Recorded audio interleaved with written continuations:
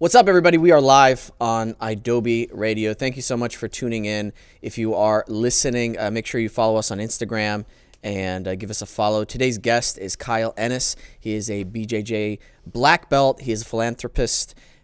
I think I said that word right. It sounded like I said it right. I was so nervous to say it. And all around, super interesting guy. I can't wait to get into it. So without further ado, let's welcome Kyle onto the show. Thanks for coming on, man. Of course, my pleasure. So the surprise I was going to tell you that that happened to me, what would be now a few days ago. Special guest came into Little Tokyo Fight Club. That special guest is Matthias Lunas. Oh, okay. And dude, okay, I've only been doing Jiu Jitsu now for coming up on a year. And I can't tell you how inspiring it is to roll with elite athletes in this world. It's making me a better actor because of it. Oh, it makes everything better. Bro, I don't know how to explain it to you. I get too excited. Like, when I knew he was coming and I saw him walking, I was like, I gotta roll with him. I know I'm going to lose, obviously. But there's something that's like, I want to see where I compare to him. And the difference is like, wow, this guy has committed so much time to honing his craft. I want to be like that on the acting side of things. Do you feel like that when you roll with elite people as well? Oh my gosh. I mean, well, first of all, it makes me feel like I have so much more to learn, to be honest, because I've been doing this for like 13-ish years. I think in December it's 13 years I've been doing jiu-jitsu.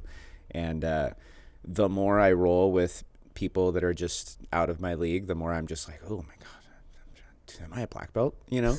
Like it makes me better. I feel like it just, just challenging yourself, it's always going to make you better. I don't think anybody's ever said, man, I got worse today from trying something. So I felt like that after class. Yes. Because then I rolled with another black belt and I'm like, you know what? I just reverted to all my bad habits today. You learn all these things in class, then you go to an open roll and then it's like, but it's layers. That's why we have the belt system. That's why we have beginners, because those beginners eventually become intermediate, and those intermediate people eventually become advanced. Mm-hmm. So it's like, I try my stuff on the new stuff on the white belts all the time, and then once I get it on like 10 white belts, then I go and I try it against the blue belt. If it was the other way around, and I was like, hey Felipe, I'm going to try this new guillotine on you that I just learned. He's like, oh no, thank you. It's there's just layers, and then once you get to black belt, then you realize there's layers to being a black belt. Of course. I come in, I'm like, yeah, man, I'm gonna choke everybody today, and then I just get beat up by everybody that's a black belt. And sometimes you're like, what's the saying? Sometimes you're the hammer, sometimes you're the nail. Yeah. So yeah, I'm the nail a lot. Well, that makes me feel better because I'm also the nail about 99% of the time, except when there's a new white belt who it's his first day in class or second day in class, and I'm like, great. Right? You're like, But can I also add something that I thought of yesterday to that saying, the hammer and the nail thing? Even though you are the nail, nails hold it down. So I feel like just because you're the nail today and you're getting beat up, you're learning something and you're holding it down and you're still coming and better than 1%, or you are in the 1% of the population that is, challenging themselves and bettering themselves. So absolutely. So I think that saying that everybody says in jiu-jitsu is, I don't want to say it's a negative thing, but at the same time, it is a positive thing because you are getting your ass kicked. Mm-hmm. You're learning how to not get your ass kicked. Yes. So I think that should also be noted as well. Yeah, 100%. I am so addicted to it. Oh my gosh. I couldn't live without it. The only thing that I could do just as much, or actually more so, is acting throughout the day. And there's a big physical barrier, though. After I'm rolling for, a couple hours, 3 hours in class, my body's like, hey, you got to stop, and I'm feeling it. I'm feeling the effects of it. But I am feeling a little bit stronger than I was almost a year ago. So that's great. You only get better. That's the best part. Is like the more you learn, the less you hurt. Yeah. I got to say, Ari invited me to the Ari Goldman, who was a guest on the show. Great guest. Super great. Yeah, super great guy. He invited me to the open mat at Triunfo in the OC. Mm-hmm. Costa Mesa. Costa Mesa. And one of my favorite memories from that open mat. First of all, everybody was friendly. I was nervous showing up because I'm like, oh my God, there's going to be like all these new people that I haven't rolled with before. Everybody was super friendly and very intentional with the rolls. Nobody was there to like rip your head off. And I saw, oh my God, his name is escaping me, the UFC fighter. Blake Builder? Yes, there.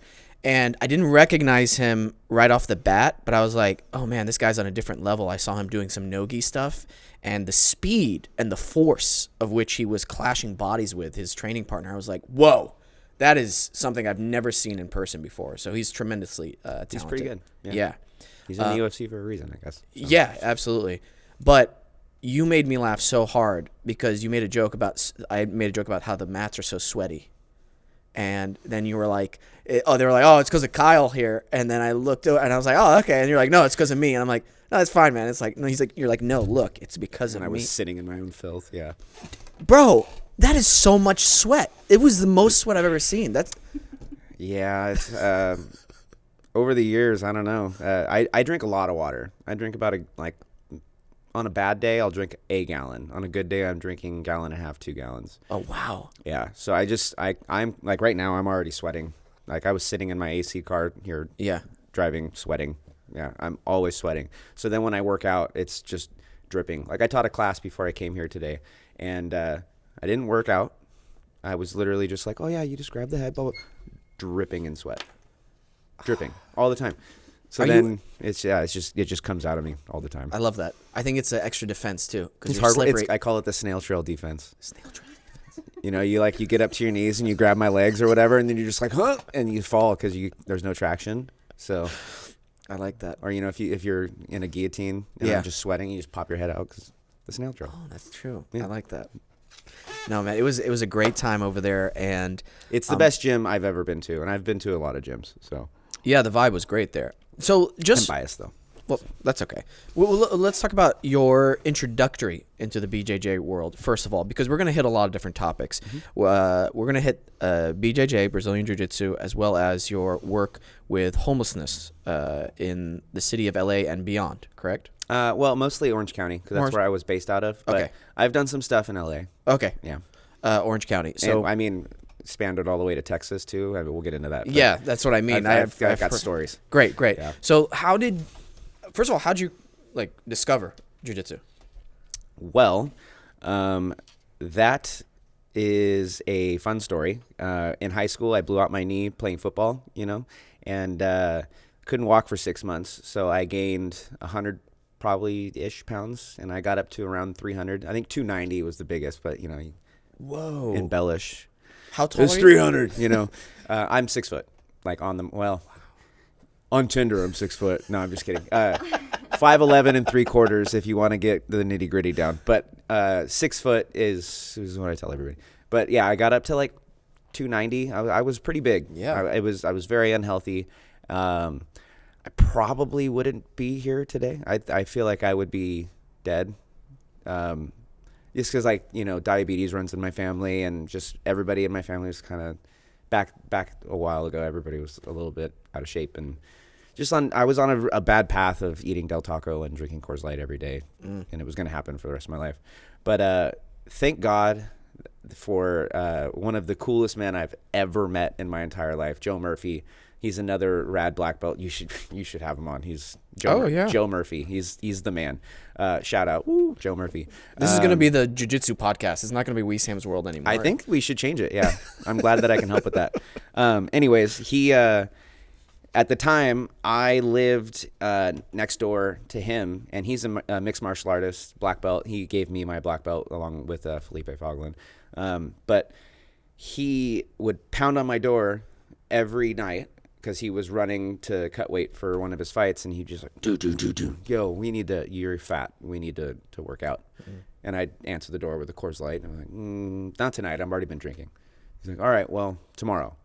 And then the next day would come around. Oh, no, I'm drinking. And then one day I was like, you know what? Fuck, he's right. I gotta do something. So I didn't drink that night. And then he was like, you're probably not gonna be able to run very far, but let's hold some mitts. And it's 3 minutes went by, and I was like, and I was like, this is the worst feeling ever. I need to not feel like this. So then I started going to the gym, and would walk on the elliptical for 2 minutes. And, it's like slow baby steps. But every day he would come pound on my door and he would force me to hold mitts. And he would not force, but he cared. And it was like, okay, well, if he's going to care, I got to care about myself too a little bit. Mm-hmm. And over the course of one summer, like 2.5 months, I lost 90 pounds. Wow. Yeah. One summer, 90 pounds. Yeah. So I worked for a school district at the time, and summer let out, and I was huge. Yeah. And then the next summer, or the next school year started, and people were like, hey, welcome to the team. And I go, no, I'm Kyle. I worked with you for 3-4 years now. And they were like, whoa. Like, people didn't. I was losing weight so fast that I would go to a party on Saturday and then go to that same party, like the same people, like 2 weeks later, and people wouldn't recognize me because I was losing weight so fast. Whoa. Yeah. Now I became addicted. Yeah. To working out. Yeah, I would wake up in the morning, and at this time it wasn't like super crazy. Like, there wasn't classes every 5 minutes like there is now, So I would wake up in the morning, I'd go to 24-hour fitness, I'd work out for an hour, and then I'd go work a full 8 hours, and then I would get off, and I would either do a boxing session with Joe, or I would do Jiu Jitsu or whatever at the gym I was at. And I was working out like 3 times a day. I would end the day with 24-hour fitness too. But I was also younger, so my knees didn't hurt, and it was easier to like be alive. And okay, so I want to pause right there. What about because for a lot of people, that addiction to working out is not there. Mm-hmm. What kept you wanting to come back to the gym? Camaraderie, I guess. I don't know. Yeah, I mean, being in the student mindset is also a big thing, like the want to learn, I guess. But yeah, like, you make friends, and then those friends expect you to be there, and you kind of can't let them down. That, I mean, that's what keeps me in it now, because oh man, I'm gonna take a day off, and then I'd be like, but you know what, fucking Eric needs me. He needs me there because he needs to get better today. So it's like, I don't want to let Eric down. Eric's a real guy too. He brown belt savage. He's a killer. But so yeah, I don't want to let them down. And then at the same time, it's like the fear of missing out. What are they going over today? I just like learning.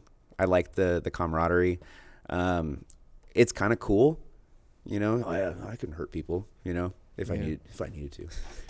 Not that I act like that ever, but right.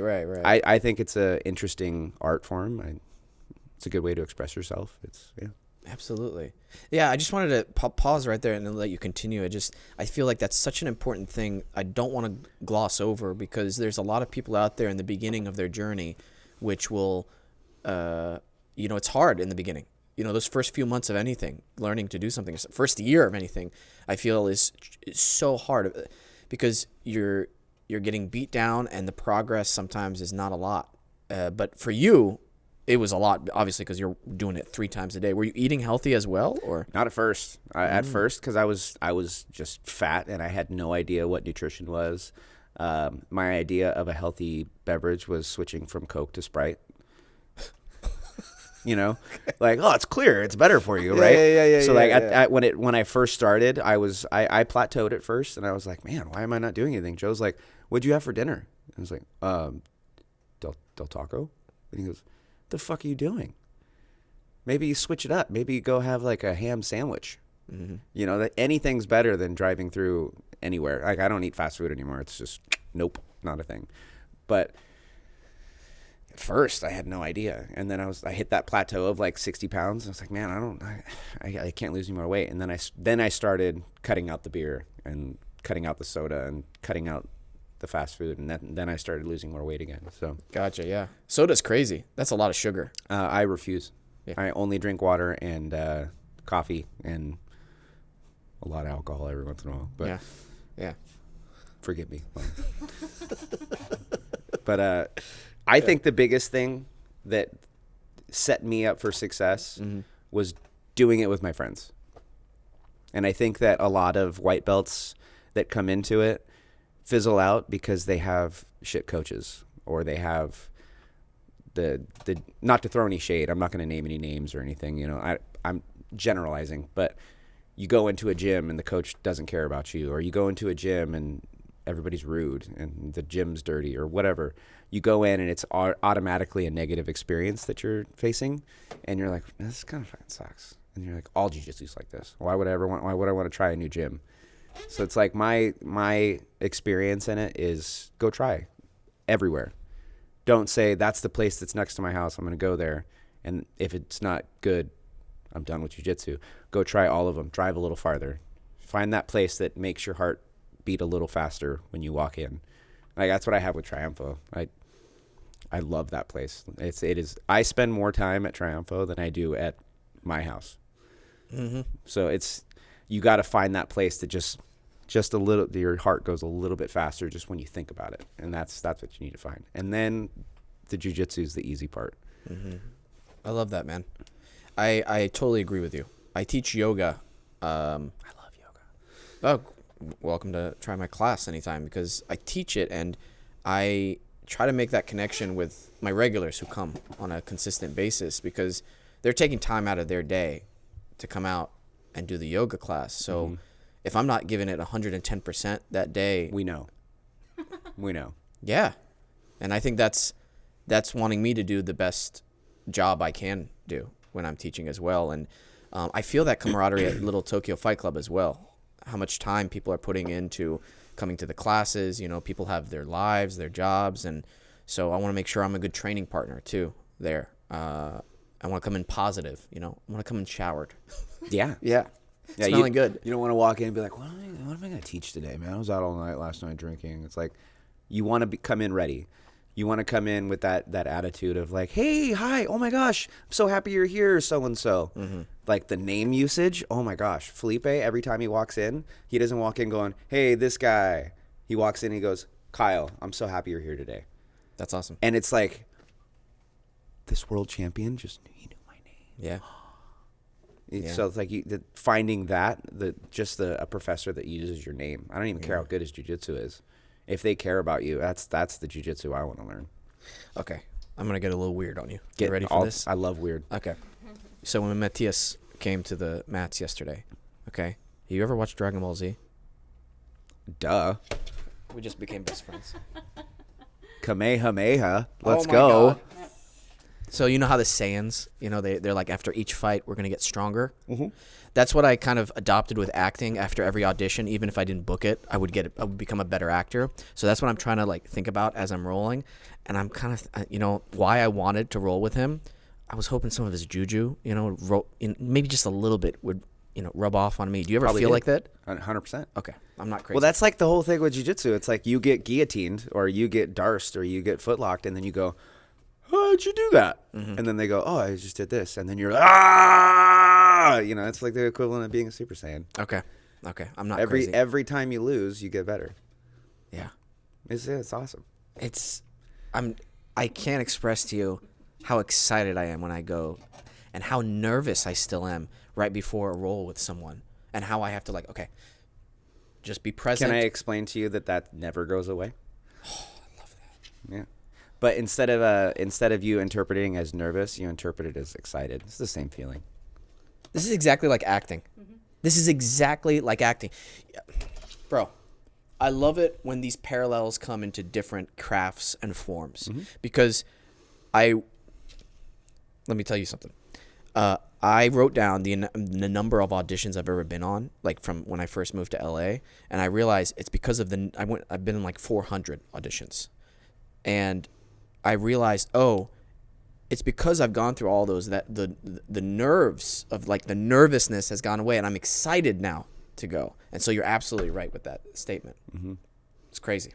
I forget what the exact study because I used to work for this giant conglomerate, the Montage. It was like a resort for celebrity people, and every time you walk through the hallways, they have these different videos playing, and they had this guy talking about a study about they interviewed normal people, just regular everyday people, and then they interviewed professional athletes in basketball and football and stuff, and they say, explain to me how you feel going into something big, like a business meeting or the Super Bowl, and they were like, oh man, regular people, my stomach hurts, I sweat a little bit, my palms get all clammy, my heart rate goes up a little bit. It's like, and they go, okay, what do you name that? And they go, oh, I'm nervous. Mm-hmm.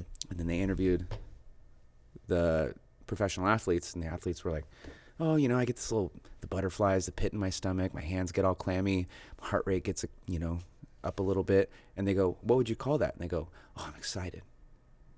And it's literally the same feeling, but because you're framing it as nervous versus excited, you have that like negative tone to it. So like the best people in the world, they get nervous, but instead of being nervous, they're just excited to go compete and do their thing. Bro, that sounds like a PMA. I don't know if you ever heard of that. I have, yes. Positive. Absolutely. Yeah. It's how I live my life. I loved your stories that you post. These you have these inspirational quotes that you've posted on your stories, Mm-hmm. and I love that, man. I could tell like, okay, this guy's legit, especially because you're teaching kids now as well. Mm-hmm. And I think that's so important to transfer that on to the upcoming generation, because sometimes I hear stories. I'm trying to protect the people I'm listening to, or who would listen to this. Some aspects of the Generation Z, their like their work ethic or their sensitivity to life has been more on the negative side than the positive side. So Mm-hmm. it's really great that you're imparting this positivity on the students as well. Yeah, I mean, I think I found my calling in life a while ago is to. Excuse me. How dare you? I was talking. Does he do this to everybody? I do. It's a code. No, I'm kidding. Cut him off. No, I think I found my calling in life is, it's not to make $1 million. It's not to be super rich and live on a beach. It's to, I want to help people, and I want to guide them, because I've made thousands, millions, like ungodly amounts of mistakes in my life. I'm so dumb. Mm-hmm. I do things over and over again, and I'm like, why is this not working?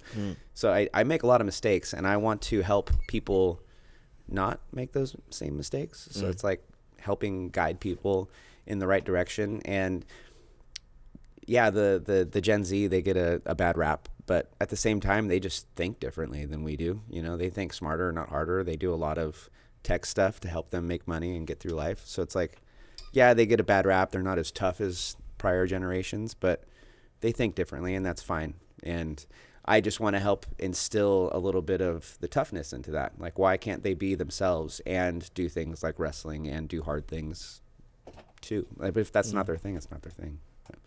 I just love teaching. It's my calling. Perspective is such a powerful thing in life. How do you think one changes their perspective from the negative to the positive? What's that switch that happens, or how do they switch it to that other side? Oh, it's like that's the question. That's life. It's for me. It was really hard, because when I was obese and just in a bad state of mind, everything was negative. It's like, oh, why is this happening to me? Why is it? It's like such a victim mentality. Everything is negative. And then when you start thinking in a, like for example, the PMA that you brought up, that whole mindset is life is shitty. Life sucks. Life is hard. Nothing, unless you're, some billionaire's kid, life's going to be hard for you. And it's hard for everybody. And that's like the constant. Life is hard. So why don't we just focus on the positive things that we can and move in that direction regardless of all the shitty things that are happening around you? And I feel like if we all kind of just moved that way and had, I don't know, this might not be the right way to put it, but I've been reading like a lot of Stoic philosophers like Marcus Aurelius and everything, and they're very like, can you control it? No? Okay, well, let's focus on the things we can control, and that's your mentality, and that's the way you think about things and the way you see things and how you control yourself and your actions, and let's just move towards the positive stuff. If you can't control the fact that you have to pay your electricity bill again this month, let's pay it and move on. Don't complain that you have to pay the bill. Just pay the fucking bill and move on. And I just, it takes work. It takes a lot of work. And I feel like yeah, sometimes you're going to get down. Sometimes you're like, fuck, man, this has been a really bad day. It's really hard. And it's really easy to just be like, why is this happening to me? But it's really hard to focus on the positive, and even in the hardest of times. Yeah. Have you read the book, The Road Less Traveled? I have not. The opening statement is a Buddhist quote, and it said, "Life is difficult. Once you realize this, it no longer becomes as difficult." Oh, that's great. I love that. Yeah.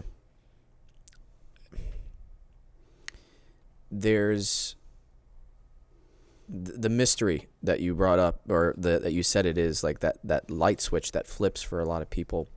I think for me, that switch is discipline. And I heard Jocko Willink. It's been coming up on my feed again. I've read a lot of his books, and I follow him, and I think a lot of his philosophies are really applicable to daily life and your work. And he specifically talks about how discipline beats motivation. Oh, yeah. Motivation fades all the time. Exactly. Discipline's there all the time. I'm an easily motivated person, but I realize that's my flaw as well. It's a double-edged sword.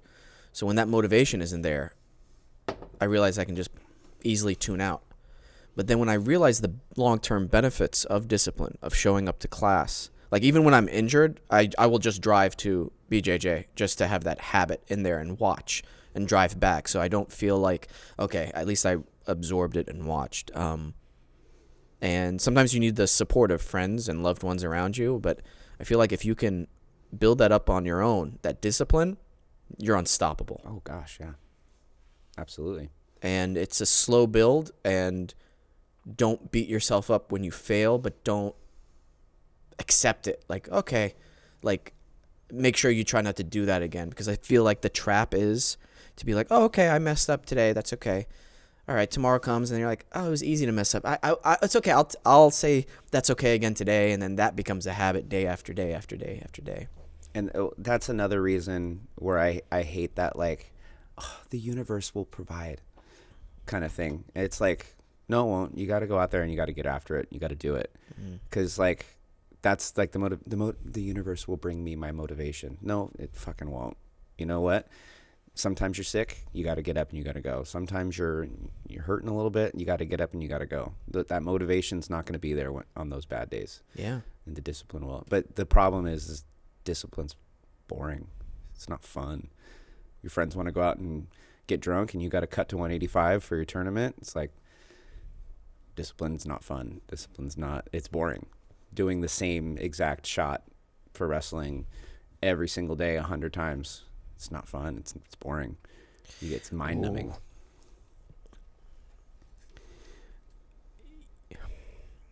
Yes and no. Yes, you're right. It can be boring for sure, but there's this gem I found within repetition, especially when I'm practicing something like a scene or a line, and there's this magic happens with acting when you practice a scene over and over and over and over again.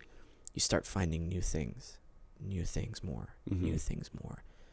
And then it becomes like little details here. And then all of a sudden you're like, whoa, I've done this like 50 times. And now I'm really settled into this role.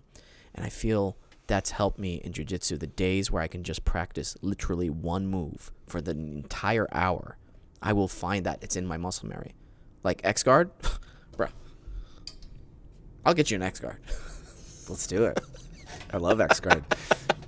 But you know what I mean? So maybe yes, maybe then boring was the wrong way to put it. No.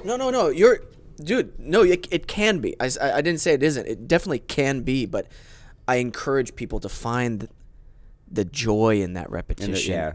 And the boringness, because if you can find those gems, bro, when it starts making sense, that's the best. So that makes sense with wrestling. Or I mean, with acting and figuring out lines like that. But like chicken and broccoli and rice with no sauce on it.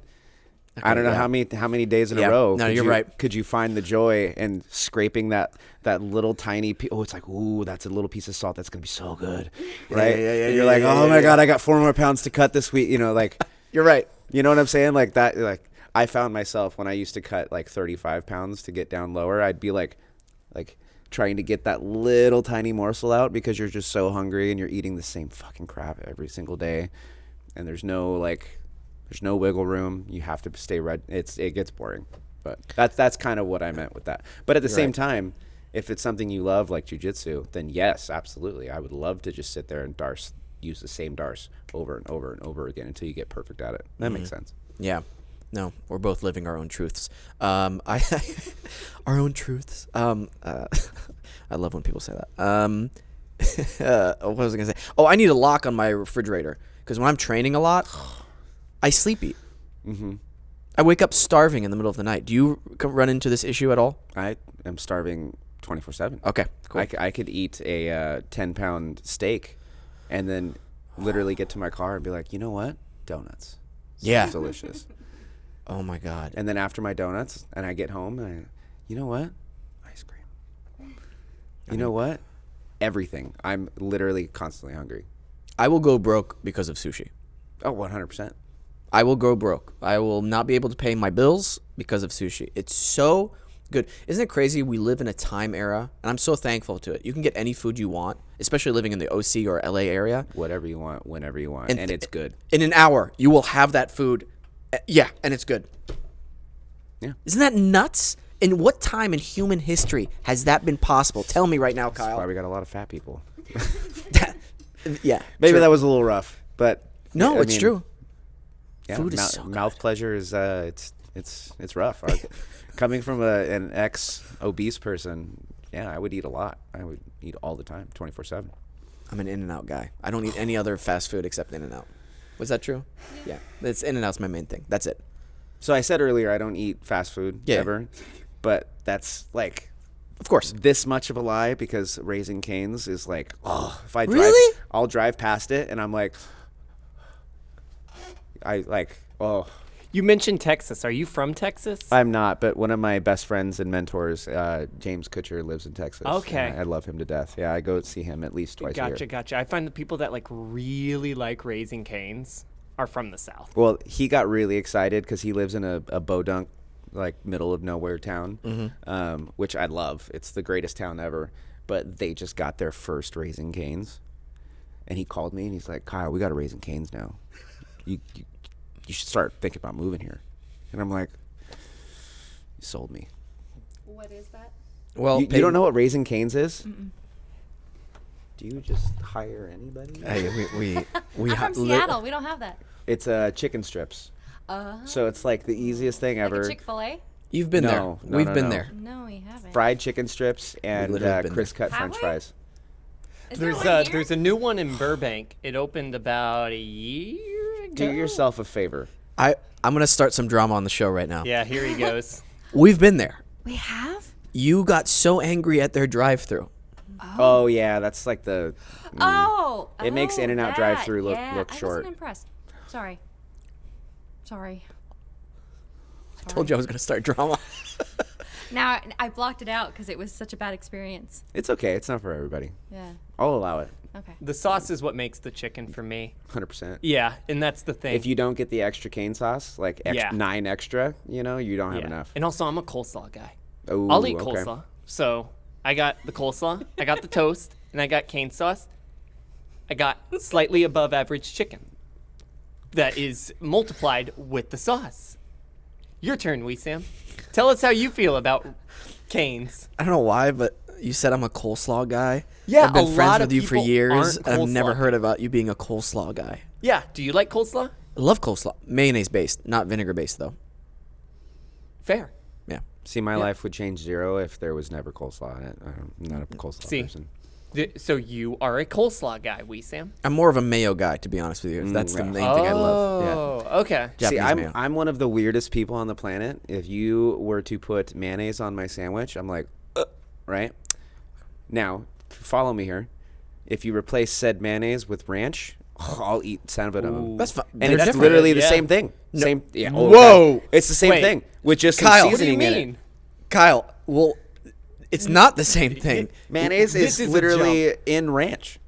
Yeah, but that's an ingredient to it. That doesn't make it. I'm calling Did you I, what? did I I'm just so cause more drama here? I'm so angry right now. I'm calling you my producer's name.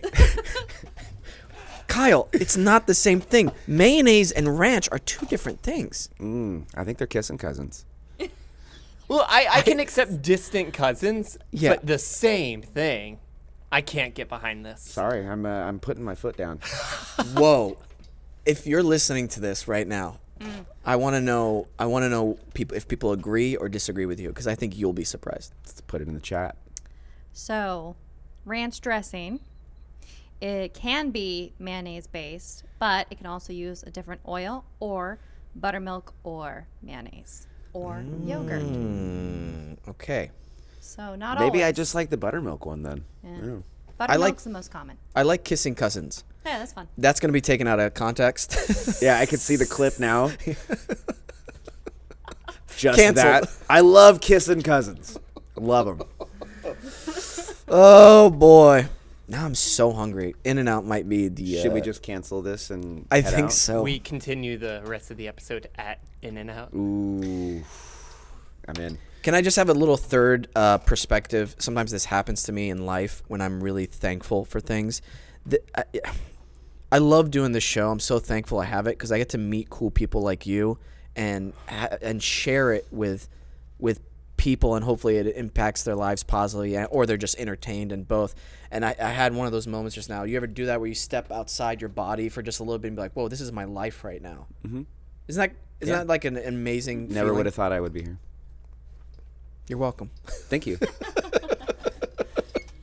I'm glad you made the trip because that's a long drive. It was like an hour and a half, but there was traffic. It's okay. Yeah, I feel bad. Why? Because it's traffic. It's so draining. But traffic to go to work sucks. Traffic to go do something that you want to do, not so bad. You know what? That's true. Because I make the drive to downtown from North Hollywood for Brazilian Jiu Jitsu, and I don't mind it at all. Yeah. Now, do I drive a Tesla? Yes. Is it an autopilot the whole way? Yes. Oh, then that's fake. That's not a real I experience. think the kids say flex. That was Yeah, that was a Yeah. That was a big flex. I get teased about it, though. This episode brought to you by Tesla. Having a Tesla, you get teased? Yeah. And made fun of. Like, what about it? They're like, oh, you an Elon fan, boy? Oh. And I'm like, I like the car a lot. It's a well-built car. It is. I don't understand that why you would be upset. I have a Kia Soul. People don't make fun of me for that. It's a beautiful car. Kia Soul? Yeah. The Is new that one. electric? Well, there's a reason though, because I'm like half ginger because the red beard, right? So I had to buy a Soul somehow. What? You've Did that go over your head? And that's the show, ladies and gentlemen. yes, thank you so much. I'll be here all night. I think that was the first official dad joke. Yeah. Wow. Yeah, there's a lot of them. Wow. Wow. That's why I was the first to laugh. That was good. I'm glad I can help. When I was at Triunfo, Ari Goldman, who was a guest on the show, he, by the way, his Instagram, Jiu Jitsu Flow, has some great instructionals. Absolutely. I do them all the time. And people should definitely sign up for his, I guess, online subscription. 1,000% worth it. Yes. I'm lucky because I have access to them like 24/7. But yeah, if you're in need of like mobility training or just you don't have a lot of training partners, it's a great way for you to get better at jiu-jitsu. 100%. And when he's teaching, he's very simple, clear, and concise. Anybody can follow along. And some of the dynamic movement he uses, I actually do as warm-ups for yoga class that I'm doing. So it's great, applicable to a lot of different things. But he mentioned you and your work with homelessness, and I want to hear how you got started in helping the homeless, and maybe if you have any solutions because of your close experience with helping people who are homeless, because it's a very frustrating issue for me living in California. Specifically LA. Yeah. Specifically LA, and this is not a political statement, but it really irks me that the people in charge, whenever they want to fix something, it seems like it's easily fixable. But this has yet to be fixed, or at least have a big dent in it where it seems like, okay, we're making progress. from my experience and from what I've seen and from what I've been reading. So let's just start from the beginning. How'd you get involved with helping people who are homeless? How much time do we have? We have as much time as we want to talk about it. So this is a giant long story, and this also changed my life. So I used to be a career bartender in the most awesome, shitty little dive bar in Huntington Beach. World famous, by the way. Johnny's Saloon. I don't know if you've ever heard of it, but they're super famous for being a veteran bar. So, like, if you're a vet, you come in, we take really good care of you. Or we take care of everybody. But we have this sign above the building called Think a Vet for Your Freedom, or that's what it says on the sign. And the city tried to make us take it down, and we were like, fuck you, we're not taking this sign down. It wasn't the message on the sign. It was because it was a structural, it was above the building. It was the stupidest fucking argument I've ever heard in my life. But anyways, world famous. Have you heard of the band Avenged Sevenfold? Bro, yes. They wrote their first album in the bar before they were even 21. They snuck in, and That's awesome. yeah. So I love those guys. They're all They're Huntington Beach guys. Mm-hmm. Yeah. So they would sneak into that bar and write all their albums. Anyways, I'm just trying to hype up Johnny's because it's one of the coolest places I've ever worked and drank at. So if you're ever in Huntington, go there. Anyways, I worked there. Very lucky to have a job there. It's one of the most wild places I've ever been to. So the bartenders tend to have a shot or 10 while on their shifts, right? So I would just be hammered all the time. Met so many cool people. And over the course of being like a wild bartender, I did this thing where I would get on the bar and I would take my shirt off. Like I call it Coyote Really Ugly, right? Because I would get on the bar and I would sing and I would dance and like just show everybody a good time, entertainment kind of thing. And I got kind of like a little cult following in Huntington from that and made a lot of good friends doing it. But then I started getting hurt and I started getting older and it was harder to do. So I had to figure out a way where I can like continue to have fun. And a couple friends of mine who are just the coolest people I've ever met, James Kutcher, Tim Neighbors, Brendan Kenny, and Johnny, the owner of Johnny's. We all started doing this like bar crawl where we would go get hammered and then we would like give a couple bucks to some homeless people on the way. We'd walk to all these different bars. And then that kind of evolved into us reaching out to the local like do-gooders in the area, and we're like, hey, we're making we're just trying to help out some homeless people. Do you want to like donate some cup of noodle? And then we would walk around with coffee thermoses with hot water and cup of noodle, and we would find hungry people and then give them anybody. Like you could just be waiting to go home on the bus, and we would give you a cup of noodle. We just wanted to help the homeless, just like from that. Anybody. Anybody. If you were hungry, well, you're getting food. But our goal was to help the homeless. Mm-hmm. So we would drive around. You know, we would have a DD, and then we'd stop at a bar, have a couple drinks, and then on the way we would hand out a couple cup of noodles. And then we were like, man, we're drinking a lot doing this. So then we decided to make it bigger, and we said, hey, instead of cup of noodles, can we do a potluck? Like, make us a meal. And like for instance, Tiffany, she's the raddest. She made white grilled chicken, is what she called it. It's like just a giant casserole with chicken Alfredo in it. She would make that, and then someone else would make chili, and they would just like give us crock pots full of home cooked food. And then I would take my Kia Soul, I would open up the trunk, and we would pack pounds, like so much food. You couldn't figure out what to do with all of it. And then we would just drive around Huntington and we would plate it all up and we'd sit down and we'd eat with homeless people. And everybody's like, what are you doing? You're weird. You're sitting with homeless people. It's dirty. And we started talking to them and we were like, this is really cool. Mm-hmm. Like you have a story. You're an actual person. You're not just a dirty homeless person on the side of the road. And that evolved to people calling me on my cell phone and saying, Kyle, I need you to figure out what to do with this homeless person they want off the street. And that's when my heart really like just was tugged on, because then you sit down and you're like, hey, you want to get off the street? Let's find you a place. And they're like, find me a place? No one's going to take me. So this one lady, the first person that I ever helped out, Luis.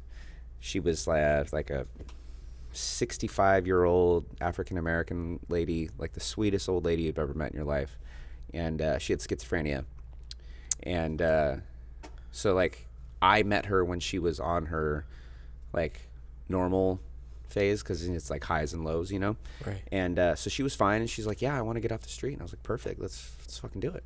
So I spent 6 weeks putting her in hotels every night, fighting, like, calling people, hey, I got this lady, can you take her? No, we don't take women. Okay, cool. Hey, I got this lady, can you take her? No, we don't take anybody over 50. Hey, I got this lady, and I called everybody. When I say I called everybody, I drove to the place, knocked on the doors. No, we don't take those people. No, we don't take these people. No, we don't do this. This isn't our category of homeless person that we help. And I was like, fuck this. So then I started reaching out to all my friends. I was like, hey, let's help find this person a place to stay. And then we finally came to this awesome little project called Grandma's House of Hope, which was like a battered women's shelter kind of thing. And What's it called? Grandma's House of Hope. I hope they're still around. I haven't talked to them in a minute, but shout out to Grandma's House of Hope. But they were just like, yeah, we'll fucking take her. And this was like 6 weeks of me driving her around and putting her up in hotels, usually just on my own dime, because I'm very stubborn. Like, I don't ask people for money, but people would be like, take $100, please. You know, so like I had this real grassroots thing going. And thankfully, Tim and Brendan and James were like very supportive, and they were like, how can we help? How can we help, like, raise resources for you? So eventually we got her off the street. We got her into this place, and it was this giant, like, woo, success. And then she was there for a little bit, and she had a downward slope, and then she eloped and she was gone.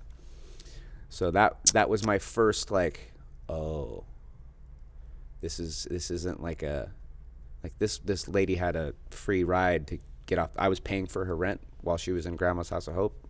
Like, she was out. She was good if she just stuck with it.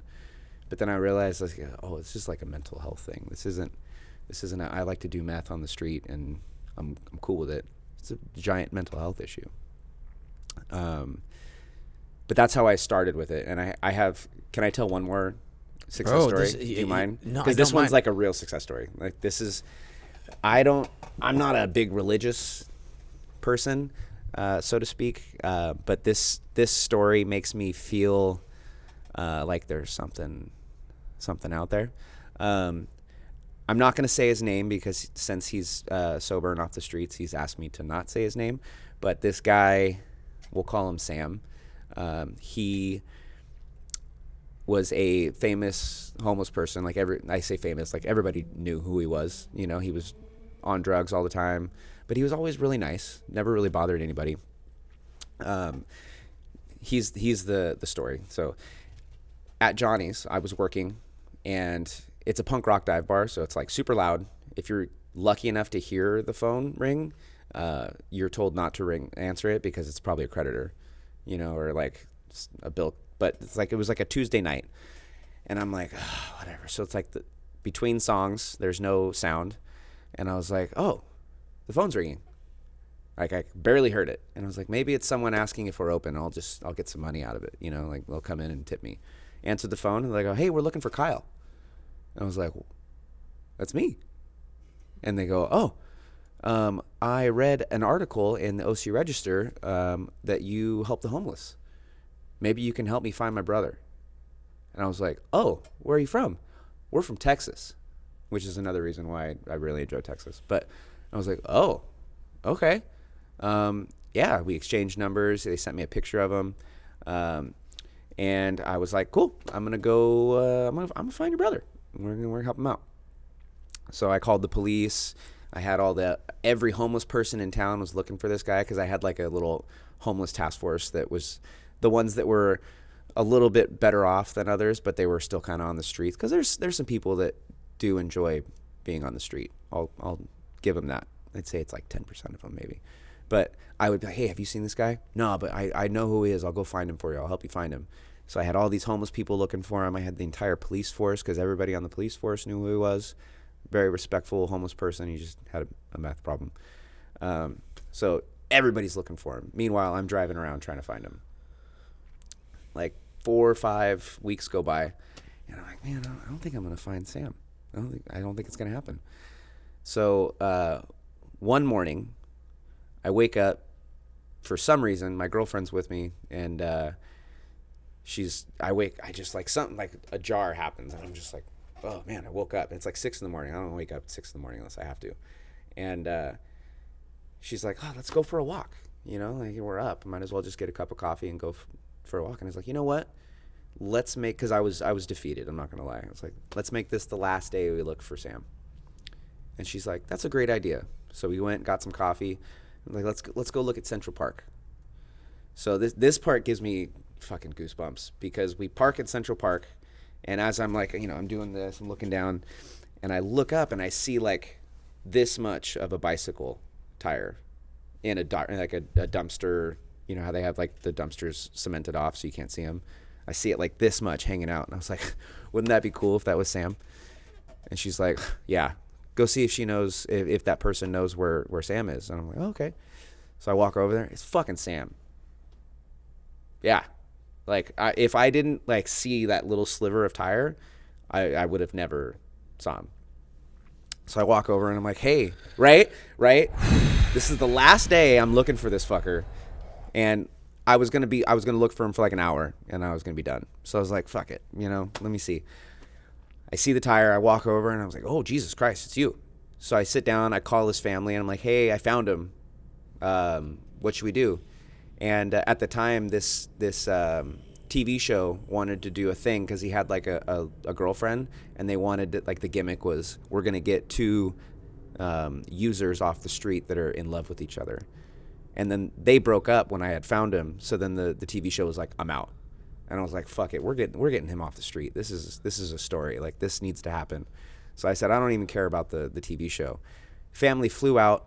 We cleaned him up. And he was like, hey, you know what? I'm not ready to go home yet. I want to get sober here, and then I want to go home. So I was like, okay, cool. So family went back to Texas after like they had their reuniting. And that was like, I don't know if you've seen The Notebook, right? Yeah, that was worse. Yeah, or better.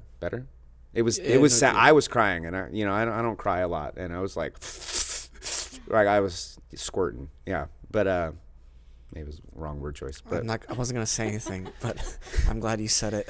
So, anyways, I'm dragging this on a lot, like really a long time. But so we got him sober. He was sober for a while. I think it was like 105 days was a streak. But we got him into this hotel it was cheap. It was on Harbor, and it was like I could afford it. So I was like, fuck it, I'm just gonna put him in this hotel room. We're gonna get him sober. I got him a job, and then he started paying portions of his rent, and then he started acting weird. And I was like, what's going on, man? He's like, oh, nothing, nothing. I'm good. So then I was like, one day I came over. I was like, are you using again? And then I never saw him. Like, it was weeks before I saw him again. So I was like, fuck, I lost him. So he relapsed. So a couple weeks go by, and a homeless person, I was out feeding some people again, and this person goes, hey, I heard from Sam. I heard from Sam. And I was like, okay, where is he? He's at a McDonald's on Sepulveda. And I go, oh, do you have like the other cross street? Nope, he's just on a McDonald's on Sepulveda. I don't know if you know how many McDonald's are on Sepulveda. A lot? A lot. So I drove to every one of them. And it took me 5 hours, I want to say. So I drove. Hey, have you guys seen Sam? Have you seen Sam? No? You haven't seen Sam? Go to the next one. Hey, have you guys seen Sam? No? Haven't seen him? No? Go to the next one. I went to, I would say, probably 9, 10, 11 different McDonald's. And I got to the last one. You ready for some more goosebumps? I got out of my car, and I was like physically very frustrated and upset. So I get out of my car. I do one of these, and I just go, God damn it, Sam! And I screamed in the middle of this parking lot. Guess what? Yeah? I shit you. I'm not making this up. I'm not trying to embellish. He was behind a brick wall in a drainage ditch with like 16 shopping carts full of junk that he had pushed from Huntington Beach to LA because he found this sweet McDonald's that he wanted to chill out in. And so like if I didn't scream his name, I would have went home and I would have never found Sam, right? So I pull him into the parking lot and I'm like, where the fuck have you been? And he's like, you know what? I relapsed. I'm sorry. You want to try it again? And I was like, okay. But this time we're doing it on my terms and we're taking you back to Texas. And he goes, all right, I guess. But I can't get on a plane. I don't have an ID. I was like, cool. I'll fucking drive you there. So I called my boss and I was like, hey, I'm not coming in tomorrow. And he's like, why? This is Johnny, by the way, which is another reason why I love him. He's like, okay. I told him why. He goes, take 2 days off. I was like, oh, thank God. So I called his family. I was like, I found him. I'm going to take Sam home. Went to the rent-a-car place at Santa Ana airport. And I was like, hey, I need a car. I'm going to drive to Texas. And they're like, perfect, $600. I was like, okay. Didn't realize that there was a 2-hour time change. So instead of having the car for 24 hours, I had it for 22 hours. And if I was over on the 22 hours, it would have been another $600. And I was like a poor, starving bartender that didn't have much money. So I was like, cool, I guess I'm doing this trip in 22 fucking hours. I pulled up in 21 hours and I think it was like 55 minutes, right? Like I filled up my gas tank. I'm like, and I pulled up and the guy's like, oh yeah, you're good. But yeah, that was, we drove nonstop overnight. And we only stopped for food, gas, and peeing. And he slept in the back the whole entire way. Yeah, it was one of the most like eye-opening experiences in my entire life was helping Sam get off the street. His family now calls me every year on his birthday. We talk more than that, but they call me every year on his birthday with a video of him blowing out his candles, and then they say thank you because you gave him back to us, kind of thing. And it makes me fucking cry every single time they call me. But like I have immense goosebumps right now. It's just like that story always makes me realize that there is a purpose. There's something makes things happen, whether it be God or whoever. Like it happens for a reason. And yeah, I don't know. But that's my whole story of feeding the homeless. I'm sorry that was like super long-winded and stuff, but I love telling that story because, oh, thank you. Yes. I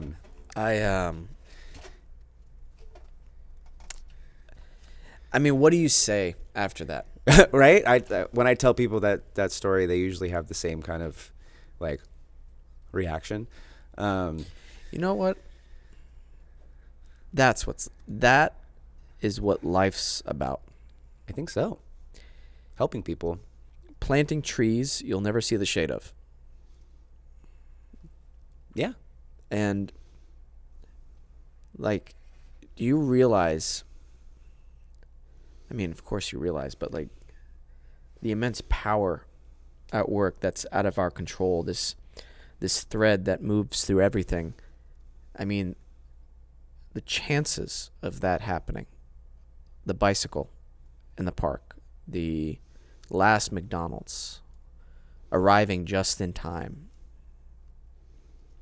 somebody or some entity, something happened. Some entity that's larger than us was watching that entire sequence of events. It might have been whoever did the Big Bang thing. I don't know. I wouldn't be surprised.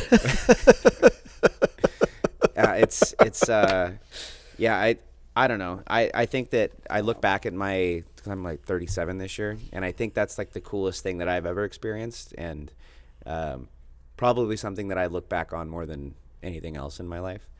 And that is what kind of keeps me going as far as staying positive. You know, it could always be worse. Your life could always be worse. And he kind of proves to me that it could also always be better too. because he now has his own car. I think he's getting married pretty soon here. He's a manager now for like different restaurants. Like he's just a savage now, and I feel like it's just your mentality on life puts you where you need to go.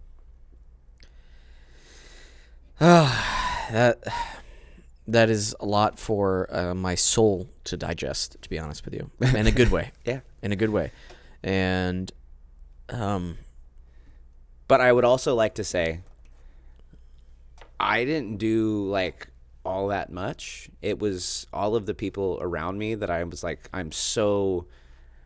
got blessed, I guess would be the word to say, that's thrown around so much, but I am so happy and like fulfilled, but to have the people around me that made it so easy for me to do things that I could do. Like James,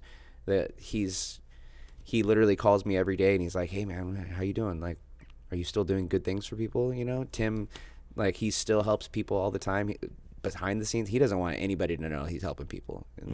And that's kind of why I went incognito on helping people too. I don't post about it as much as I used to. And like, it's not about people knowing, it's about doing it because it's the right thing to do, you know? You're right. But in certain platforms, I think it's important to share these stories so 100%. people understand the necessity of being of service to others. And yeah, it takes a team, it takes a community, and I think to a certain extent you have control over who your community is.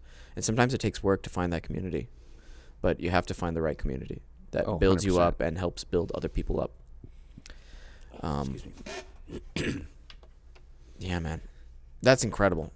Yeah. And I mean, we didn't help get a ton of people off the streets, but I'd say overall we had some success. We had like 6 people that we inevitably helped get off the street.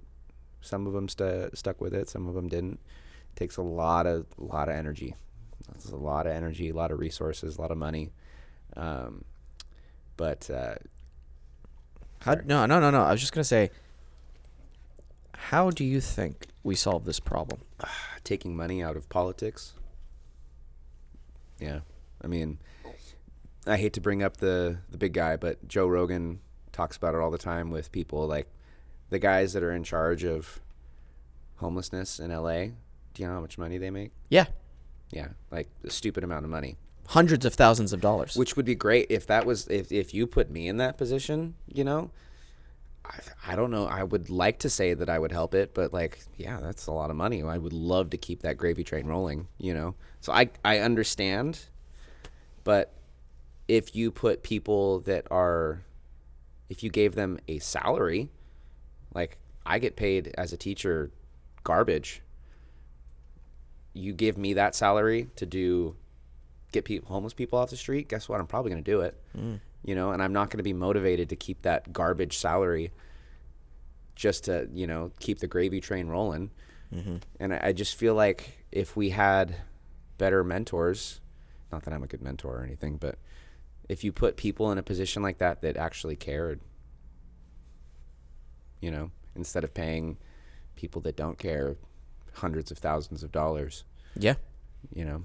I also think another issue is if I'm not doing my job correctly or the job has become worse over the course of years and years. Yeah, why I the would fuck lose are you still getting paid that much money if there's still that many fucking people on the street? Yeah.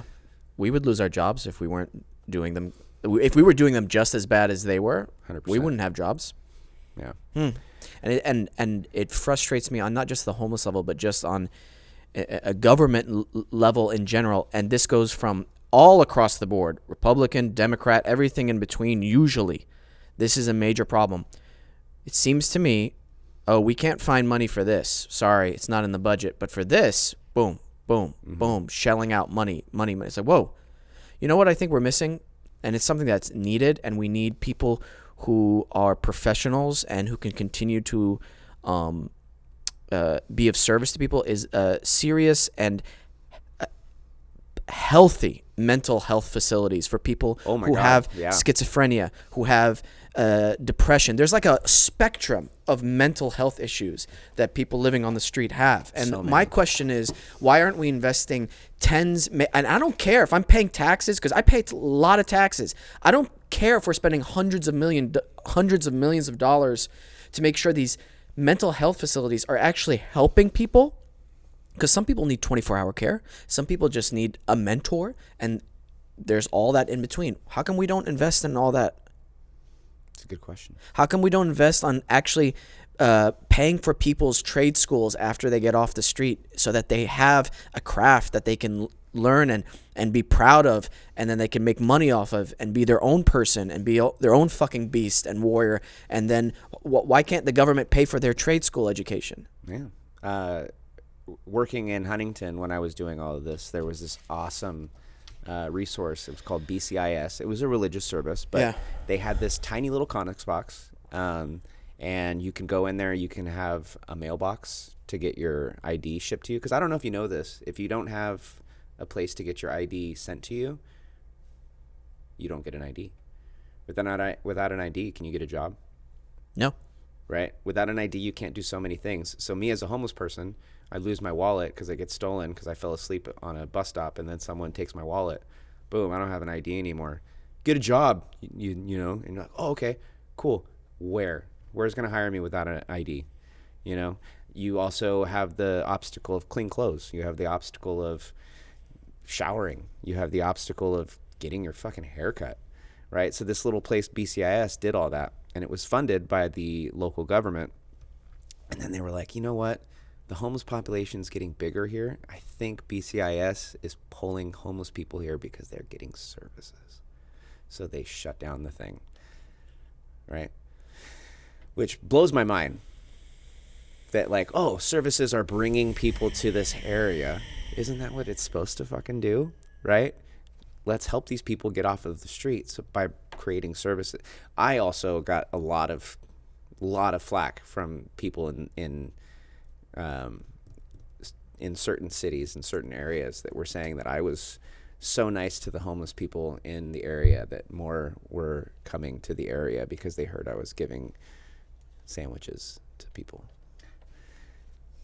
Right? Blows my mind. Like some of the, I hate thinking about it because it's so negative, but like some of the texts and emails and posts on Facebook, and like, because this is back when like Facebook was big. So like we had this community forum and everybody was always just yelling at me. And, you know, you got to have to let that go off your back because I enjoyed doing it. But it blows my mind to think that because I'm nice to people, more people are going to come from other areas to have a shitty home cooked meal. Well, I shouldn't say shitty because it was usually good food. No, but, I gotcha. You know, it's like I'm not like giving them a fucking ribeye steak. They're eating everyday American food, you know? Yeah.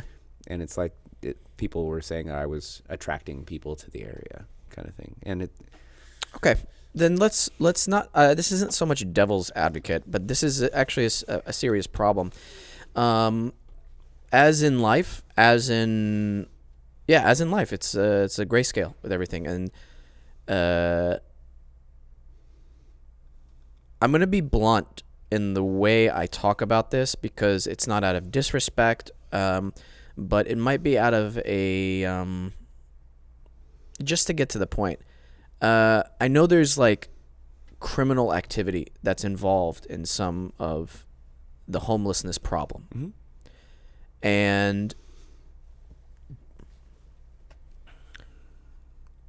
I think one of the main problems is this new thing that has been going on, and I've been trying to research it, and apparently there's a law that I screenshotted today. And I want to make sure I mention the law because there's going to be people listening to this. As long as you keep releasing habitual criminals on $0 bail and aren't allowed to send them to state prison under current law AB 109 Prisoner Realignment Bill, this will not stop. So this issue of criminal activity within homelessness it seems like it's intertwined as well. There's a section of this. Do you have any suggestions on how to stop this or fix this?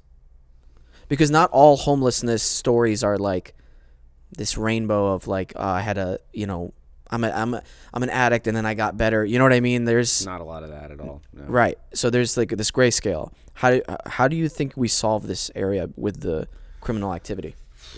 I mean, It's a heavy question, but I don't think you you can. I mean, one person at a time, I guess. I mean,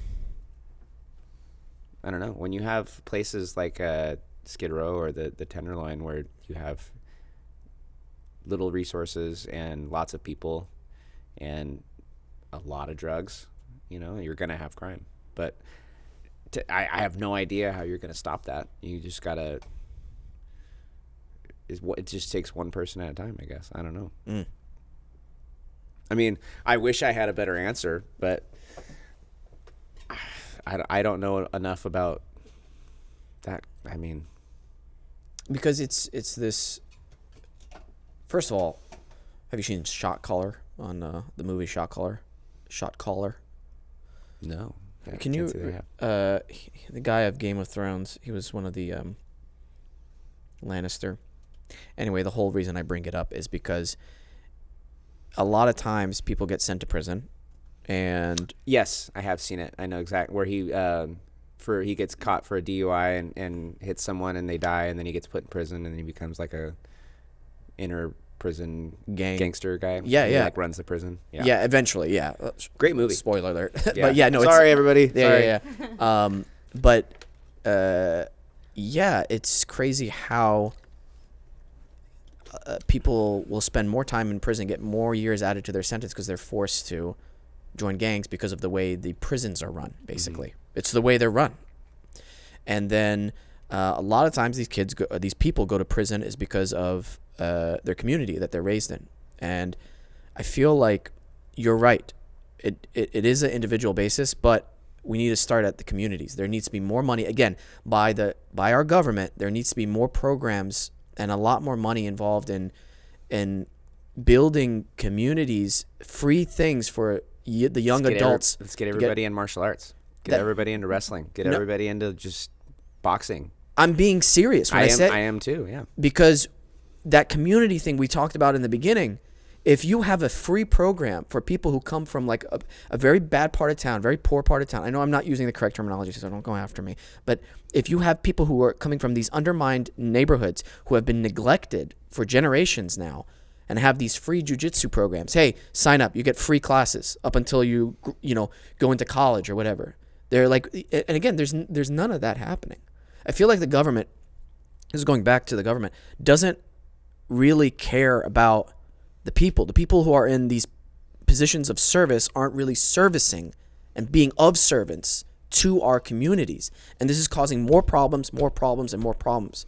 I'm astonished at how rich these people are who are in charge of our lives. Mm-hmm. So it makes me very frustrated. Same here. So I don't know.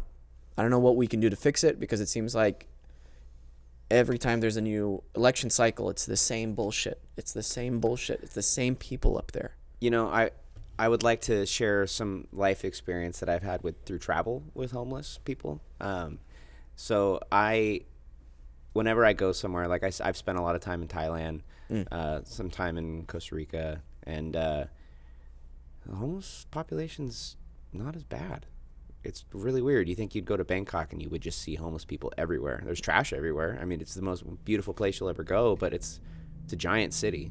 It's very impacted. And you don't see Skid Row there.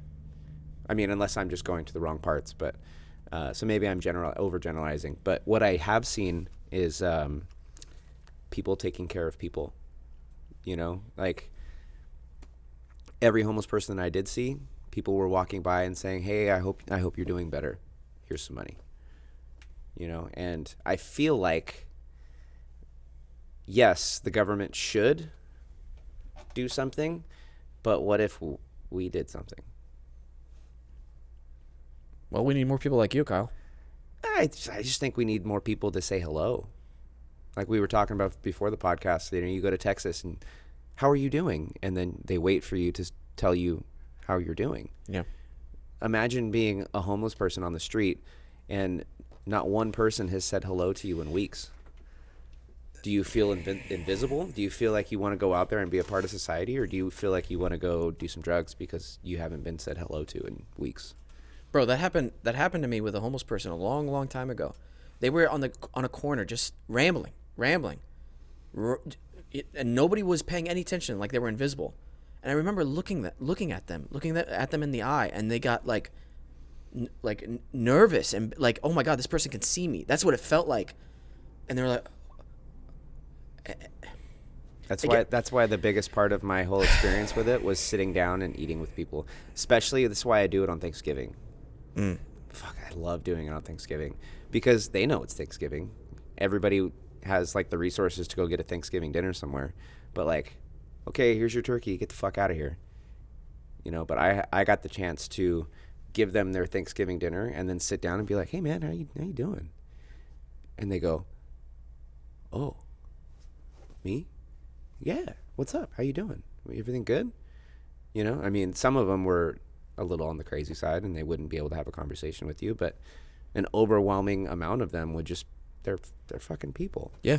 And I don't think people, because everybody, they hate homeless people. Oh, they're filthy. But like, I don't think people realize that they're people. They used to be someone's, kid, and they're just grown up and life shit on them. But I just, that's a very fair point. I feel like it starts with everybody just saying, hey man, I hope you're good. That's a very fair point. Let me know if you need anything. Because if there's 8 billion people on the planet, if all of us were just kind of like a little nicer, Yeah. maybe it would make a giant difference in at least one person's day. I feel like there's a large percentage who are homeless, and I don't know the exact number, but I know for a fact that when I played a public defender on a TV show for a couple seasons, and I got to shadow a couple of real public defenders, and they said 70% of my clients have serious mental illness. Serious. 70%. Now let me ask you something. Yeah. If you have a severe mental illness and you can't get your mental illness medication to say stop your schizophrenia from going crazy, what are you going to do? Do you know what is really cheap and kind of masks those symptoms of your schizophrenia? Hard drugs? Crystal meth. Let me tell you right now, you take that, you're not worried about being schizophrenic anymore. So, again, overgeneralizing, but I feel that a lot of these people that are the fucking drug addicts, go get a job, that person's got schizophrenia. That person has these severe mental anxieties or whatever you want to call it that are forcing them to self-medicate because Big Pharma is not giving out free pills to those people, So, again, that's why I think the government, especially if you have a huge homeless crisis, especially if you have a huge drug problem on the streets, you should be investing hundreds of $millions into serious mental health facilities 1000%. and hire people who that's their passion and they're accredited and they've gone to school for it, and you need a wide variety of professionals in that building as well. And I would want that, and there needs to be oversight as well, because you're gonna have people who need 24-hour care, but you can't have them live like animals in cages either. You need to have the facilities feel like they're a neighborhood, they're a place where these people can feel like humans, but they need that care at the same time. Like there's a balance to all that, and I'm not that smart of a person, so if I know that for a fact that's what needs to be done, why aren't the people in charge doing that? That's a good question. It just bugs me, man. Because if it was one of their kids or one of their family members, oh yeah, or if it benefited them financially, oh yeah, we'll get that problem solved right away. Anyway, I know I'm not being PMA right now, but yeah, I mean, I'm just upset. You're talking about the negative things that we need to change to turn into a positive. So. Okay. So I'll give it to you. Thank you. Oof, this is why I need jiu-jitsu. Right now I feel like rolling. This is kind of changing the subject. First of all, thank you for sharing all those stories. Absolutely wonderful. It's such an honor to have you come on the show, and and have these stories live forever on the show. And it's just, and I hope it creates more positive impact for people's lives. Kind of switching topics a little bit. Do you ever feel after a good roll session at night you can't go to bed? Your mind's still wired, or do you? 100% no. Okay. Because I sweat so crazy. I'm working out so hard, and it's like, as soon as I get off, I'm like, and it's hard to stay awake. It's hard to stay awake. It's like my is it melatonin? Is that the one that puts you to bed? Yeah. Apparently, you're not supposed to take that before bed. Wait, what? Yeah, do not take melatonin. Well, Wait, what? A real study just came out that it messes you up. well, I guess I'm not a doctor, so don't kids, don't listen to me. Don't try this at home. Yeah. But Yeah. I'm so spent after.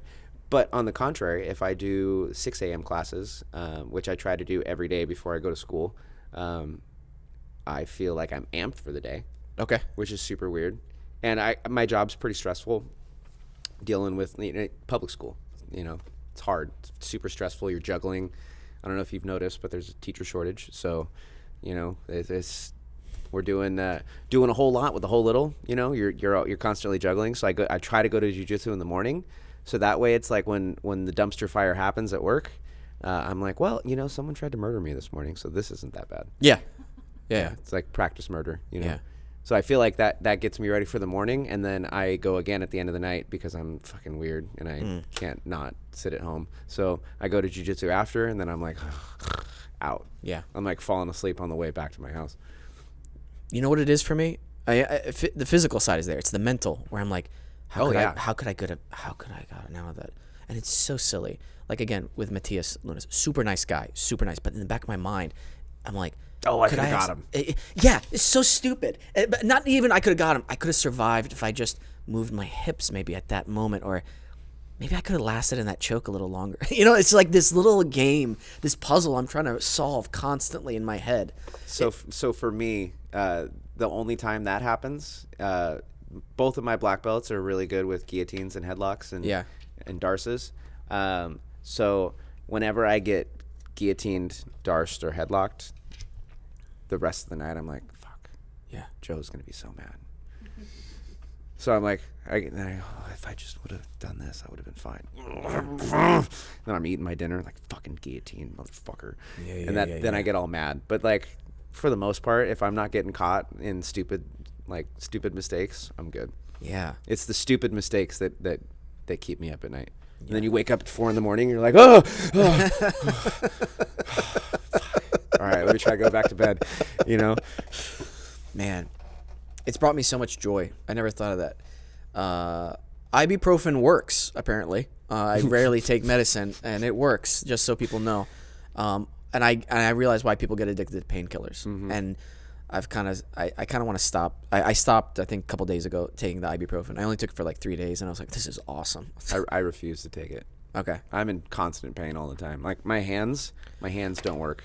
Okay, can we talk about this? Yeah, I'd love What do you do? Because my fingers are killing me. Is this just forever? Oh, it gets worse. Mm-hmm. Yeah. Are you serious? Yeah, you might want to just quit now. No, Kyle. Do I look like a quitter? Yeah, no, I'm just kidding. Okay. So like, I have this thing called trigger finger. There's like a medical term for it. Dupeptures.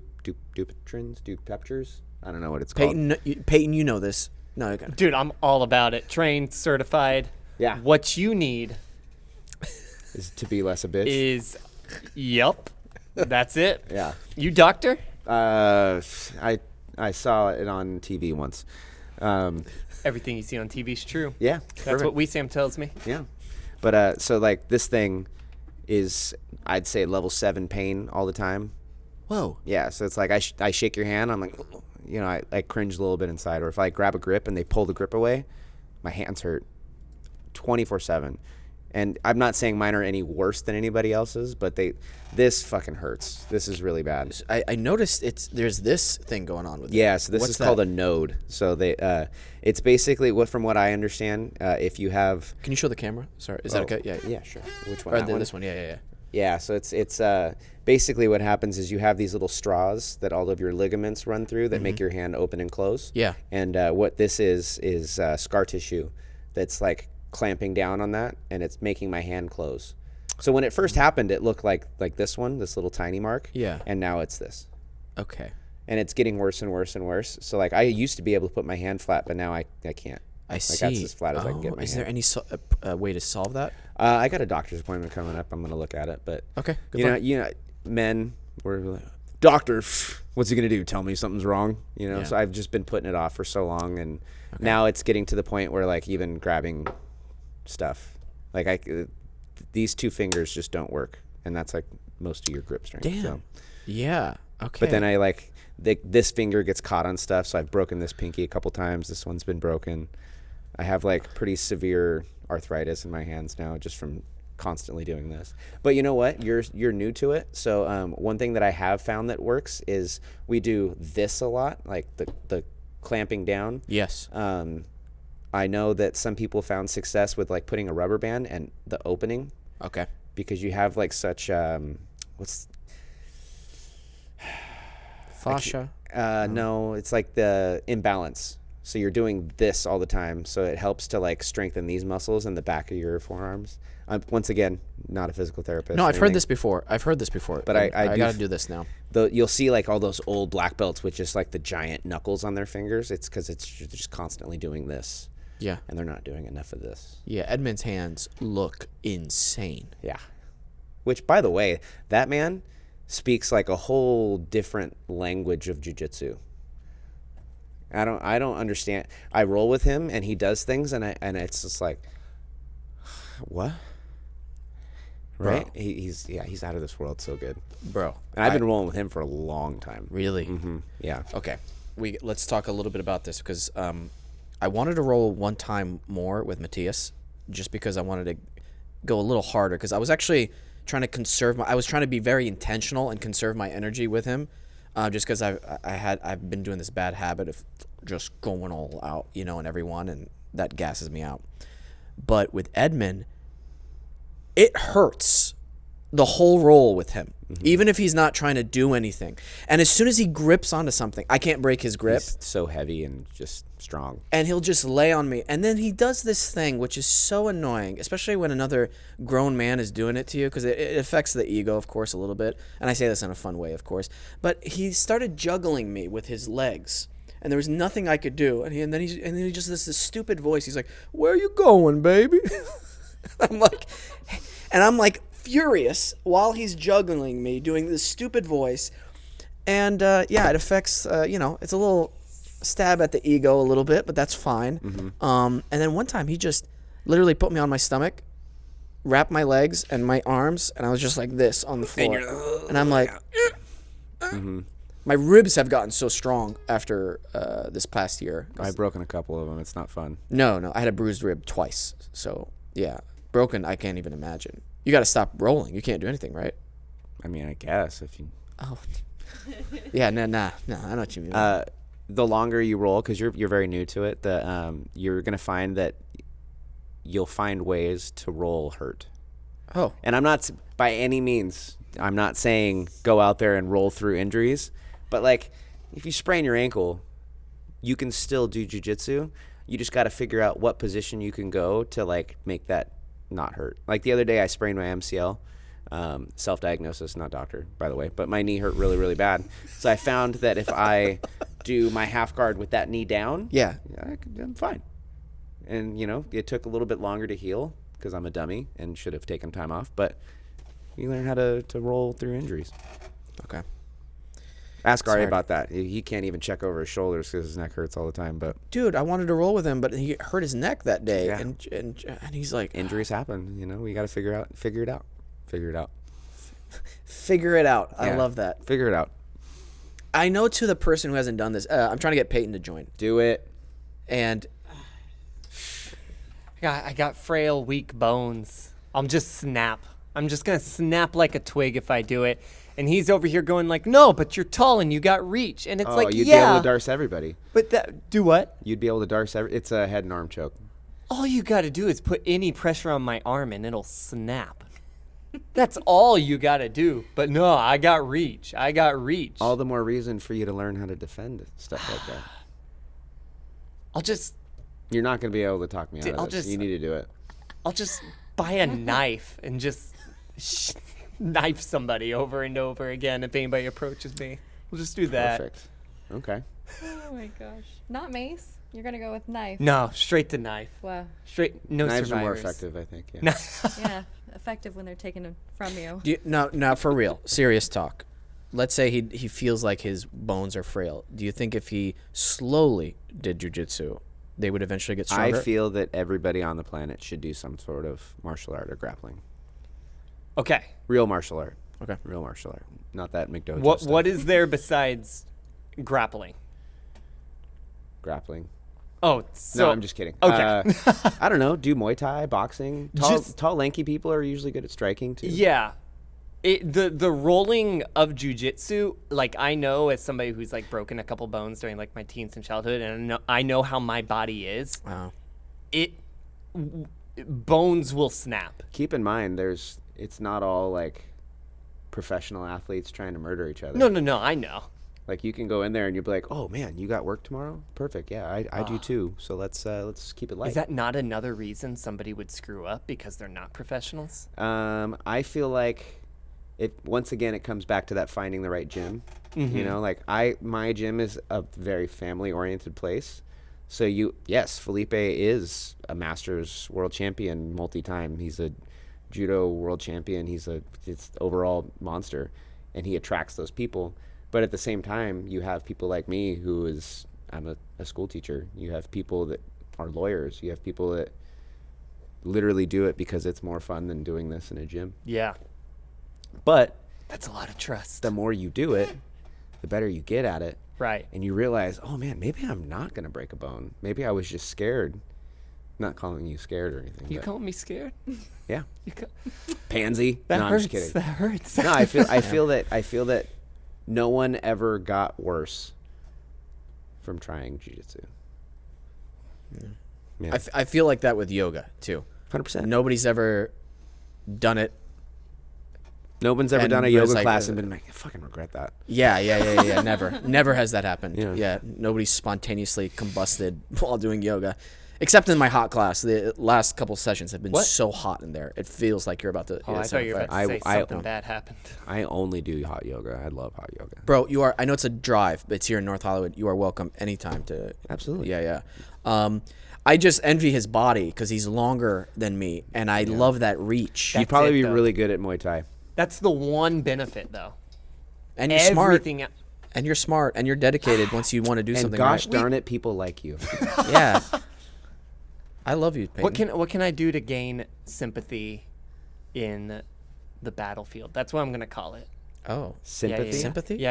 On the battlefield? If somebody's really hurting me, how can I make them feel bad for me, pity me, and then I strike? Ooh, You know what it's I'm called saying? pulling guard. Like I'll just start like, yeah, I'm just gonna sit down. I'm gonna let you get on top, and then you heel hook him. Yeah. Yeah. That's what I would say. You know what? I know I tease you about it. It's just been such a positive impact on me this past year, and yeah, I Just wait, man. It only gets better. I know. Once you stop being scared of jiu-jitsu and you start doing jiu-jitsu, it's so much fun. You know who got me into it? James Choi, the owner at Little Tokyo Fight Club. Okay. And he was just telling me about it for the longest time, and then finally I got tired of him telling me to come visit. I'm like, fine, I'll give it a shot. And then I got worked my first day. Probably by like a 110-pound girl too, right? No, it was by bigger dudes. Oh, And, okay. and same size dudes. I find that those guys that come in and they're like the white belt and they're just super intimidated and they go, you, and they point at the little purple belt girl across the room and they go, I'm gonna fuck this girl up right now, and then the girl just puts it on them. It's like one of my favorite things to watch. Yeah, it is. They are. Oh my God, you have to bring your A game. And that's another thing I fucking love about jiu-jitsu. The belts mean something. Does it make sense? Oh, Continue. yeah. They've earned it for the most part. Because I haven't yet experienced it where it's like, you're a blue belt or you're a purple belt. Like, who did you pay for that belt kind of thing? Does that make sense? You have to earn those belts. Why? What were you thinking? So I have a real weird view. Yes. Because I'm a white belt. You're totally right. I'm a black belt. I put my fucking time in. I've worked hard. I've competed against world champions. Not that I ever did any good, but it's my claim to fame. I lost to a bunch of world champions. Woo! No, but like, I put my time in. I'm a black belt. But you know what? A white belt can still tap out a black belt. And the way I look at it is they're all made of cotton. They hold your pants up. All the euphemisms that all the black belt people say, it's literally, it means nothing other than the fact that you have put in the time and the energy. But white belts, they can tap black belts. Blue belts tap black belts. Not very often, but yes, belts mean something. But at the end of the day, jiu-jitsu is jiu-jitsu. Let me clarify that. I agree with you because I've done other martial arts, and I'm not going to name the other ones to disparage people from doing them because I think doing anything is better than doing nothing. But I've done some other martial arts where it's like feels like a drive-through black belt school. It's like, what are you really learning? There's totally that out there. You know what I mean? And I'm like, this doesn't feel earned. And that's what it is. It feels earned. But then on the flip side, you have people that are like, oh, I'm just a blue belt. I could never. And you're already shutting yourself down just because you have a blue string tied around your waist, you know? Yeah. Which is like you walk into a no-gi school. You have no idea who the fuck's who. Yeah, that's fun. Right? And then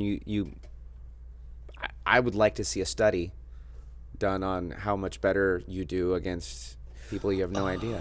Like you walk in a white belt and you can be like, oh, I'm going to go against that guy. And you just go against that guy because he's, you know, it's all in your head. Yeah. We're all people. We're all it's physics and physiology, and you know, we all move the same exact way. So why does a belt make it to where I just see it different. No, I totally get that. I'm so sorry. We ran over the time, right? We didn't do the goodbye Adobe stuff. It was in the middle of. Can you imagine if I just interrupted that? Just go. I am so sorry. No. I can fix it later and everything. But what's cracking me up is we're at the hour 40 mark, and you just realized we passed. Does that mean I did a good job? Yeah. That means it's been a great episode. Okay, It's an hour 40? Yeah, you just clicked. Maybe we ran over the Adobe. Okay. Should we call it? No. Well, there's a couple more things I want to talk to you. Unless you're Absolutely. bored or you'll have to go. No. The SD card does have 20 minutes. I Oh will shit. say that. Okay, then So- I'll wrap this up quickly. What were we talking about? This guy Peyton is always interrupting me. I'm sorry, man. No, it's fine. If you did jujitsu, maybe you would be a better. I just know how to producer, I'm push just saying. buttons. That's all I- Man, you've that's all I changed do. ever since you started I working know, on TV. I know. Not TV, but We're that's booking okay. more work. Yeah. Yeah. TV's too low. Whoa. Whoa, uncalled Sir, for. You're sir, right. sir. I apologize. We're on a strike. I did that just to hurt you, and it was uncalled for. Yeah, you're part of the AMPTP, aren't you? Whoa! Whoa! Shots fired. Do I need to leave the room? You guys can do it. If you don't mind, I'm gonna. They do this all the time. Oh, okay. I love no-gi. One of the reasons I why love it so much. my fingers thank me every time I do it. And the last class, actually, in the last two classes, I've actually haven't been gripping. I've just been trying to do C grips and framing much better. I'm just trying to survive in my matches right now, which has been really fun. I like doing sweeps. That's a lot of fun too. Using their, I don't know if you know what a sweep is. I've done a couple. Yeah. I don't know. There's with my hands being so bad, I've recently switched to mostly no-gi. okay. Yeah, and even when I even when I do gi, Yeah. most of my grips are no-gi. Because if I grab you, Yeah. and you just do this, I'm gonna let go. So Yeah. I use it as like baiting, that kind of stuff. So I just can't grip anymore. Yeah. So I've switched to mostly the no-gi, and I really enjoy it. Like I compete mostly no-gi. Cool. What are I know you did a tournament recently, right? Obviously there's preparation to do it. What's it like before you're going to roll on a on an elite level or against a world champion? Because there has to be nerves involved with that. Or is that excitement now where you're at? I mean, I could tell you all day that I'm not nervous. Nervous? But yeah, you're nervous. You have the butterflies. I think John Jones said it best. When someone was like, hey, man, like, don't you have like butterflies? He's like, yeah, but my butterflies are in formation.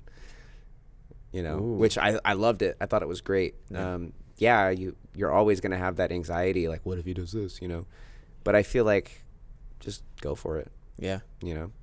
I feel like training has helped me, and practicing and rehearsing and still going to school for acting has made me that the nerves are gone because I feel Stress management. prepared. I feel prepared before going in, and I feel like the more I continue on to this jiu-jitsu journey, the more prepared I will feel for every match where I'll get that less nervous, because then I'll be like, cool, I know what to do in this situation.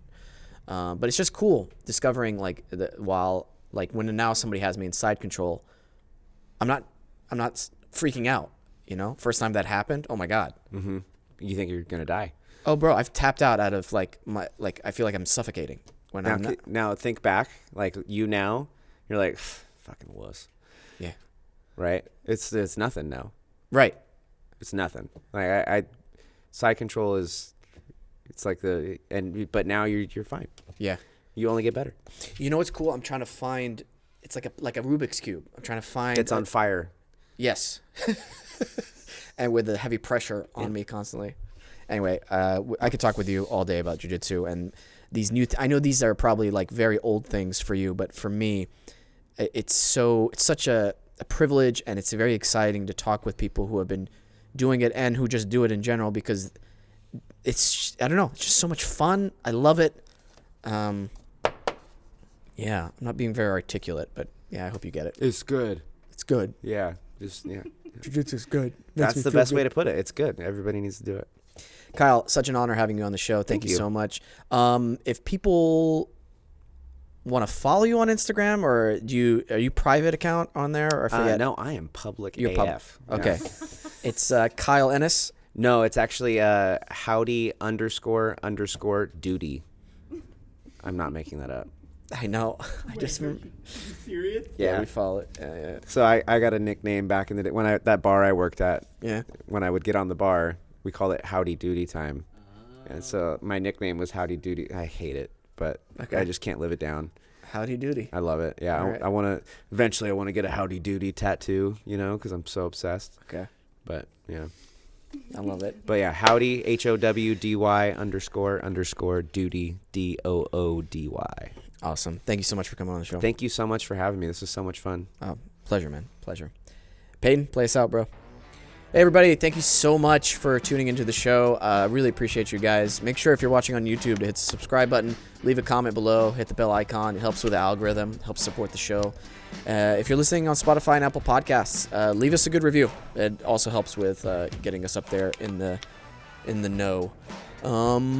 That being said, thank you so much. I really appreciate you guys for always tuning in every week. We have some really hardcore fans, and to you guys, I really appreciate the nice messages, the posts. It really means a lot that this show is impacting you guys in such a positive way, and you're part of the Wesam's World family. So we love you here. Always remember to listen, think, and then talk. Bye.